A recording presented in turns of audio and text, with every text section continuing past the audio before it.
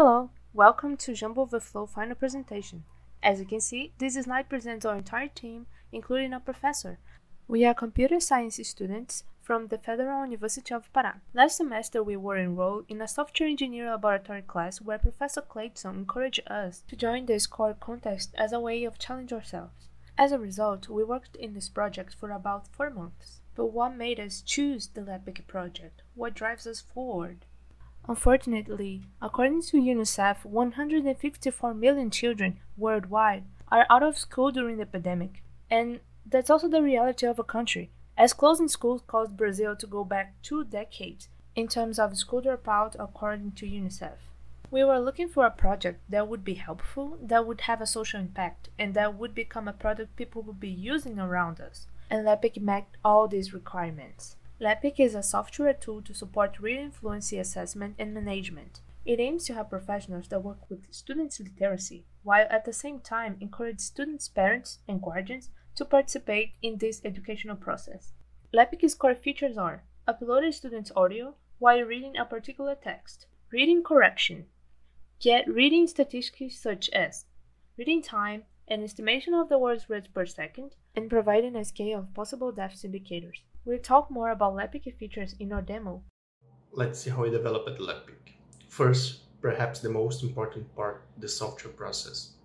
To define our process, we had to first acknowledge our limitations, and for obvious reasons, we could not hold face-to-face meetings.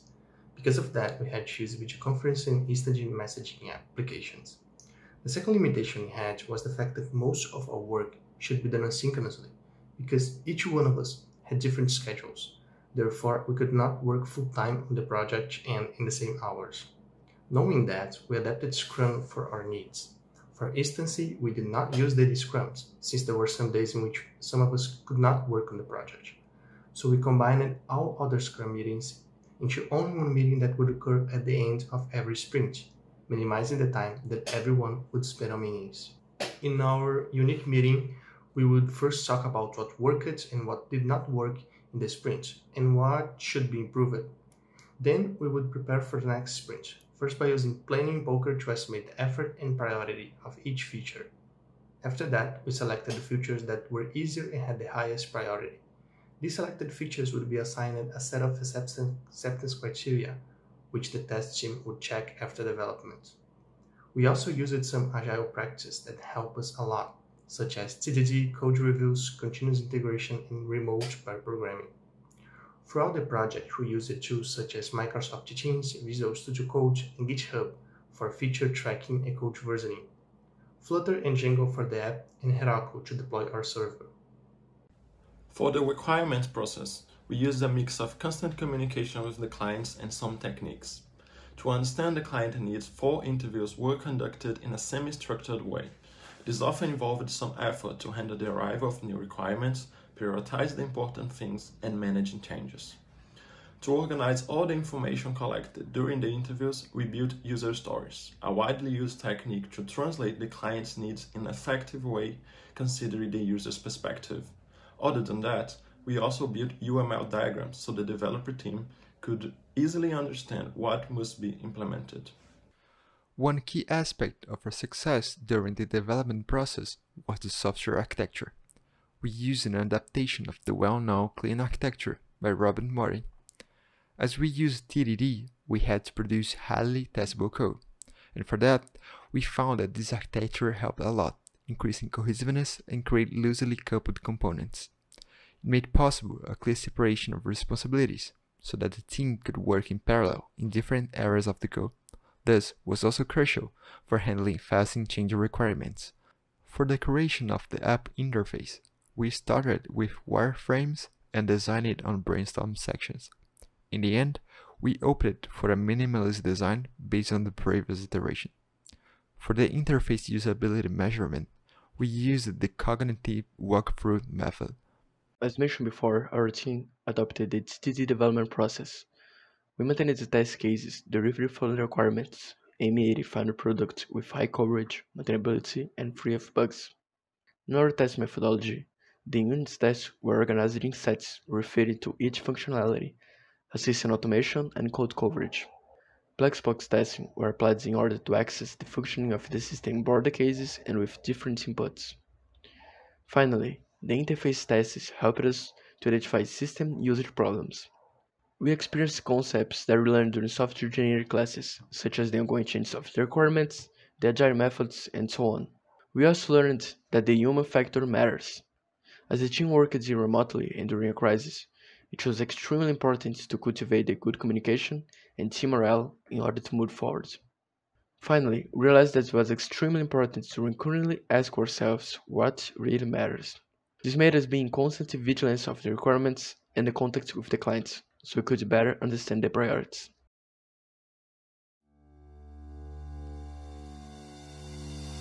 Lepic is a tool to support reading fluency assessment and management. Let's see how it works. If you're a teacher, speech therapist, psychopedagogist, pedagogue, or a researcher, this app was made thinking of you and what you need. To start, we need to create a class, give it a name, and a grade. Done. Now, let's create the students. For each of them, we need to fill in their name and last name. Perfect. Now we can give activities to our class. For that, we need to create a text. Type in anything you want or simply copy and paste a text you already have. And don't forget to give it a title. Text created. When you create a text for a class, all your students will receive it, but you can also give extra individual text to a student based on their previous results in order to help them to catch up with their classmates. You now need your student or patient's answer, which will be an audio of them reading the text. For that, you have two options. Record it yourself with the student or patient with a recording app of your preference. Or 2. Share the text with a guardian responsible for the student or patient and ask them to record it. To make it easier, sharing, recording, and sending the audio can also be done through your preferred instant message app other than Melo, because Lepic app accepts various audio formats. With the audio in hand, you can upload it to the app from your device file system. Alright, audio uploaded. Now let's correct the activity. Play the audio, select a word, mark it as an error, and add a comment. When you finish adding the text marks, tap to finish your correction. Great! The app now processes your audio and correction to generate some statistics about it. As a result, you can see the total reading time, the number of words read per minute, and the number of words read in the first minute. The number of correct words read per minute and the total number of words incorrectly read are also available. With all this information, you can identify earlier a student's or patient's reading difficulties and prepare personalized activities to boost their performance.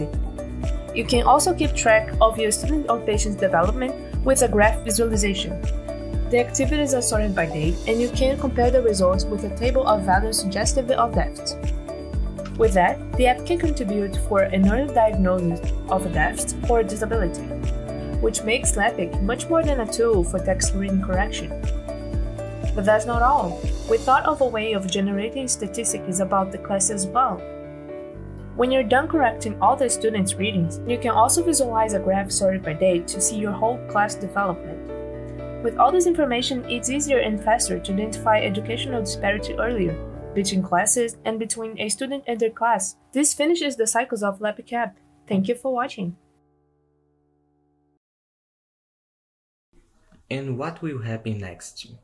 The sponsors will continue the development after the conference. This project is open source and its source code can be found on GitHub, so volunteers are welcome. Thank you for watching, we hope you like it. Okay, so thank you. The team is all here and Oliver Kopp has put some questions forward. Thanks for that lovely video and demo. I'm going to start quickly with the very first question from Oliver Kopp, who is here and can also ask questions if he's not satisfied with the answers. So, how is the speech related to the text? Does the teacher have to relate the words manually, or is this happening automatically? For example, the output word exactly appears at so-and-so. So, is Renan, are you or Isabela going to answer this? Oh, I will answer. Renan, okay. Okay, so the text is about the speech itself that the student is reading, and the teacher will reads the text along in the app while it's listening to the student. So while it's listening, he will point to the words that are incorrect. So the teacher itself has to scroll the app to search for the text. This does not happen automatically. Okay, thanks. Good. Thanks. Can I move on then, Oliver? Happy? Okay. Happy. The next one. How is the feedback sent to the students? Does the app support export of data? Okay, so for the first question, the students are not the target for applications. It's most for teachers and clinicians. But we did ask our sponsors if we could add feedback for teachers and for the parents, actually. And the answer was no, mostly because of ethical reasons. And if the app support export of data, actually not currently, but it's on our user backlog. Thank you. Okay. Is that okay, Oliver, to move on? Yeah. Yes. Okay, finally, Isabella, I think you're going to answer the one on statistics. Is the statistics based on words? For example, student A has difficulty with words containing the letters AU. Is that shown somehow? So the statistics are based on the previous research from the sponsors of the project, and they constructed a table of values, basically how many errors a student made, and that would be used, contributing to the second question, to identify the pathologies. They will have the, they will judge if is there any indication of pathology, and there is no way to know if a student has a problem with letter AU or any other problem. What happens is when you mark an error, you can add a comment. And since you are a teacher or a doctor, you are, how do I say it?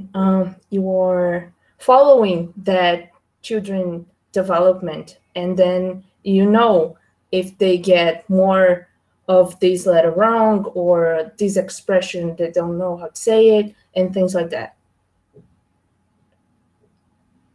It's more to state if they have a lot of difficulty or not.